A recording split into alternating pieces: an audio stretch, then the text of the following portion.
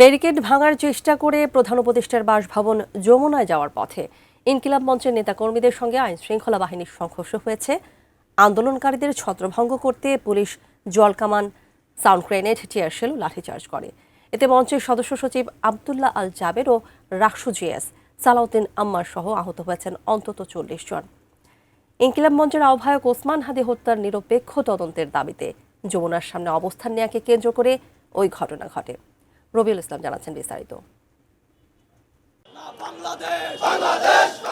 বৃহস্পতিবার বিকেল থেকেই ওসমান হাদি হত্যার নিরপেক্ষ তদন্তের দাবিতে রাজপথে নামেন তার স্ত্রী রাবেয়া ইসলাম শম্পা ও ডাকসু নেত্রী ফাতিমা তাসনিম জুমা সহ ইনকিলাব মঞ্চের সদস্যরা। তারা প্রধান উপদেষ্টার বাসভবন যমুনা এবং হোটেল ইন্টারকন্টিনেন্টালের সামনে দুই ভাগে বিভক্ত হয়ে অবস্থান কর্মসূচি পালন করছিলেন। কর্মসূচিকে কেন্দ্র করে আগে থেকেই ইন্টারকন্টিনেন্টাল মোড়ে ব্যারিকেড দেয় পুলিশ। কোয়ালিটি সম্পন্ন আন্তর্জাতিক মানের still bar CSRM, committed for better still. শুক্রবার বেলা 3:30টার দিকে হোটেল ইন্টারকন্টিনেন্টালের সামনে ইনকিলাব মঞ্চের সদস্য সচিব আবদুল্লাহ আল জাবের হুঁশিয়ারি দেন, দাবি মানা না হলে ব্যারিকেড ভেঙে যমুনার দিকে অগ্রসর হবেন। জাতিসংঘের অধীনের ব্যাপারে যদি তারা তাদের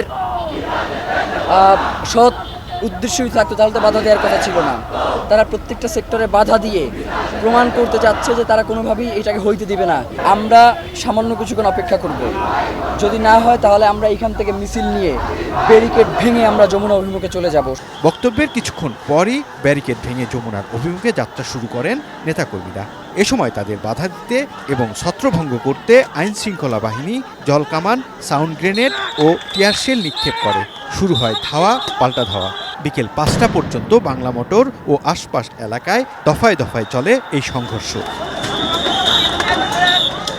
পুলিশের লাঠিচার্জ ও সাউন্ড গ্রেনেডে সদস্য সচিব আবদুল্লাহ আল জাবের এবং রাকসু জিএস, সালাউদ্দিন আম্বার সহ অন্তত 40 জন নেতাকর্মী আহত হন। তাদের দ্রুত উদ্ধার করে ঢাকা মেডিকেল কলেজ হাসপাতালে নেওয়া হয়। সেখানে প্রাথমিক চিকিৎসা শেষে জাবের ও আম্মারকে হাসপাতাল থেকে নিয়ে যান মঞ্চের সদস্যরা। সন্ধ্যায় ঢাকা মেডিকেল কলেজ হাসপাতালে আহতদের দেখতে যান জামায়াতের সহকারী সেক্রেটারি জেনারেল এহসানুল মাহবুব জোবায়ের এবং এনসিপির মুখ্য সংগঠক নাসিরউদ্দিন পাটোয়ারি।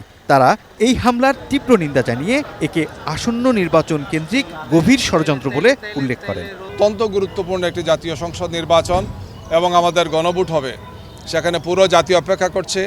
এই ধরনের একটি পরিস্থিতিতে আইন শৃঙ্খলা বাহিনীর সাথে যারা জড়িত তাদের উচিত ছিল দায়িত্বশীল ভূমিকা পালন করা। আমাদের মনে হচ্ছে যে কে বা কারা উস্কানি হয়তো দিচ্ছে, দিয়ে পরিস্থিতিকে তার উত্তপ্ত করার চেষ্টা করছে।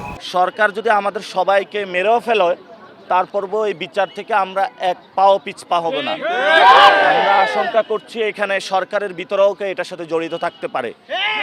না হলে বিচার চাইতে গিয়ে জনগণের সরকার কেন আমাদের উপরে এই ধরনের অত্যাচারের স্টিম রোলার চালাবে? সন্ধ্যার পর শাহবাগ মোড়ে ব্লকেট কর্মসূচি পালন করেন ইনকিলাব মঞ্চের নেতাকর্মীরা।